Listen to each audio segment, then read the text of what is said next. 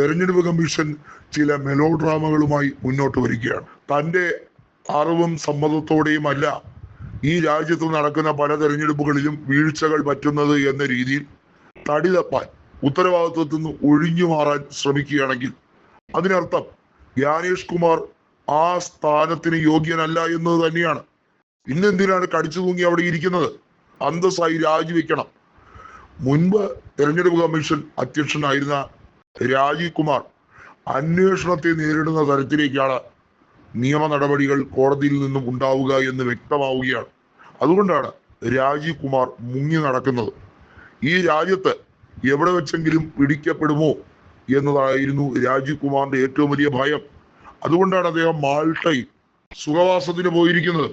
ഒന്ന് ആലോചിക്കണം, ഇന്ത്യയിൽ കള്ളത്തരം മുഴുവൻ കാണിച്ച് ജനലക്ഷങ്ങളെ മുഴുവൻ കബളിപ്പിക്കുന്ന വലിയ രീതിയിൽ കേന്ദ്ര സർക്കാരിന് ഒത്താശ ചെയ്തു കൊടുത്ത ഒരു വ്യക്തിയാണ് രാജീവ് കുമാർ എന്നത് വള്ളിപുള്ളി തെറ്റാതെ പ്രതിപക്ഷ നേതാവിന് തുറന്നു പറയാൻ എങ്ങനെ ധൈര്യം വന്നു?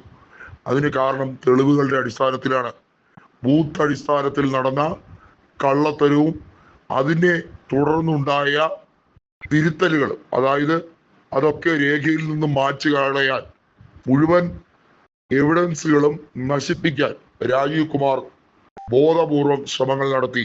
അതിന്റെ തുടർച്ച എന്ന രീതിയിൽ തന്റെ പിൻഗാമിയായി വരുന്ന വ്യക്തി തന്നേക്കാൾ മിടുക്കനായിരിക്കണം ഈ രീതിയിലുള്ള കൃത്രിമത്വം കാണിക്കാൻ, ഈ തരത്തിലുള്ള ടാപ്പറിംഗ് നടത്താൻ എന്ന് രാജീവ് കുമാർ കൃത്യമായി കേന്ദ്ര സർക്കാരിനോട് പറഞ്ഞത് തന്നെയായിരിക്കും എന്നാണ് പ്രതിപക്ഷ നേതാവ് പറയുന്നത്.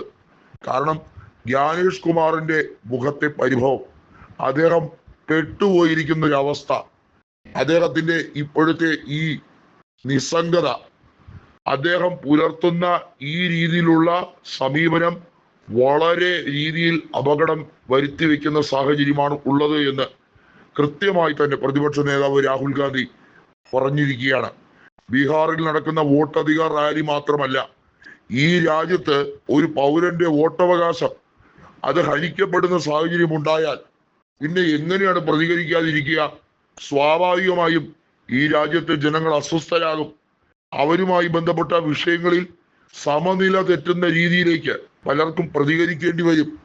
അത് സുപ്രീം കോടതി അതിന്റെ ഗൗരവത്തോടെ കണ്ട് അതിന് ഉചിതമായ നടപടി എടുക്കുക എന്നുള്ളത് മാത്രമാണ് ഇനി അവശേഷിക്കുന്നത്.